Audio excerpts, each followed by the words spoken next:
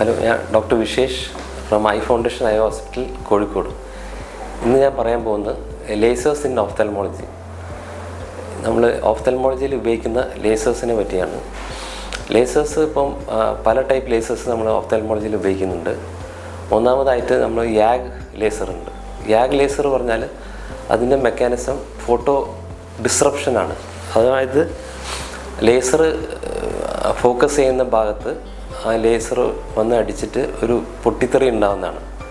അത് നമ്മൾ ഈ യാഗ് ക്യാപ്സുലോട്ടമി സർജറി കഴിഞ്ഞിട്ട് ചിലർക്ക് ഒരു പാടമാരി വരും ലെൻസിൻ്റെ ബാക്കിലായിട്ട്.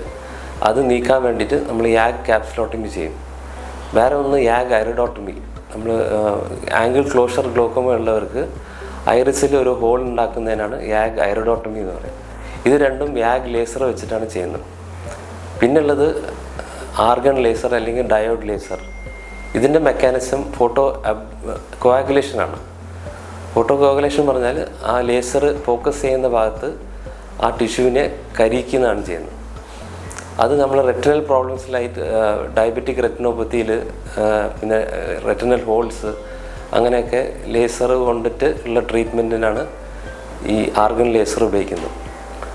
പിന്നെ ഉള്ളത് ഫെംറ്റോസെക്കൻഡ് ലേസർ. ഫെംറ്റോസെക്കൻഡ് ലേസർ ഈ റിഫ്രാക്റ്റീവ് സർജറിക്ക് ലൈക്ക് സ്മൈൽ സർജറി, പിന്നെ ഫെംറ്റോ ലാസിക്കിൽ ഫെംറ്റോ വെച്ചിട്ട് ഫ്ലാപ്പ് ഉണ്ടാക്കുന്നതിന് അതിനെല്ലാം ഫെംറ്റോ ലേസറാണ് ഉപയോഗിക്കുന്നത്. ഇതും ഫോട്ടോ ഡിസ്റപ്ഷനാണ് മെക്കാനിസം. പിന്നുള്ളത് എക്സൈമർ ലേസർ. എക്സൈമർ ലേസർ പറഞ്ഞാൽ അതിൻ്റെ മെക്കാനിസം ഫോട്ടോ അബ്ലേഷനാണ്.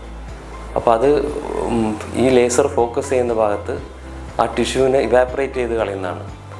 അത് നമ്മുടെ ലാസിക്കിനും PRK ഈ റിഫ്രാക്റ്റീവ് സർജറീസിനൊക്കെ ഈ ലേസർ വന്നിട്ട് കോർണിയൻ്റെ ടിഷ്യൂവിന് മുകളിൽ ഫോക്കസ് ചെയ്തിട്ട് ആ ടിഷ്യൂ ഇവാപ്പറേറ്റ് ചെയ്ത് കളയുകയാണ്. അതിനാണ് ഇതെല്ലാമാണ് നമ്മുടെ ഓഫ്താൽമോളജിയിൽ ഉപയോഗിക്കുന്ന ലേസർ.